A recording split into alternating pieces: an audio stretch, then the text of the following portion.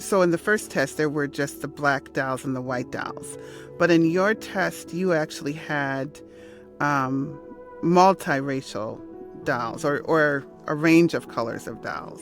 They would come in, look at the container that the dolls were in, and they, regardless of the race or ethnicity of the children, with one exception, they would reach for either the white or Latina doll every time. On the first day that the dolls were there, all four dolls were taken out to be played with, and a child immediately wanted to switch her black doll for one of the non-black dolls.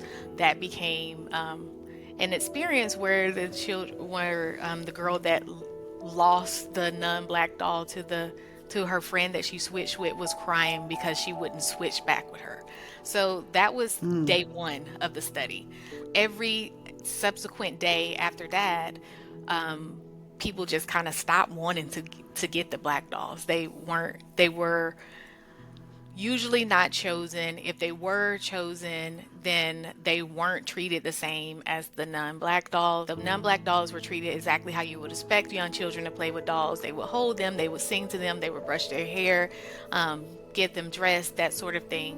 Whereas the black dolls were often left on the floor, they would get stepped on, like pretend to put makeup on them to change their skin color to make them pretty, as a child told me she was doing. They pretended to cook the black dolls on the stove. That was something that Mm. I never observed them do with either of the non-black dolls, dumping food on them, twisting their heads off. So just all sorts of aggressive play when they were selected as toys. But more often, no one wanted to play with them at all. So here we are, some 80 years after the first test was done, and you have developed this in a much more child-directed study, and yet we're still finding pretty much the same results.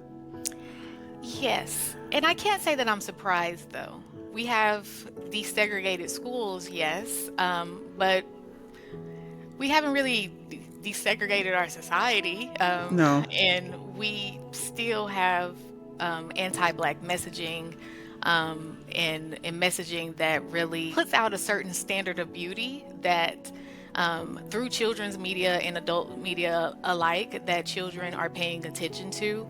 As difficult as it is to kind of sit with the fact that these young children had already started to internalize these messages, I mean, without someone or multiple people challenging anti-blackness, then what else could we expect for them to do?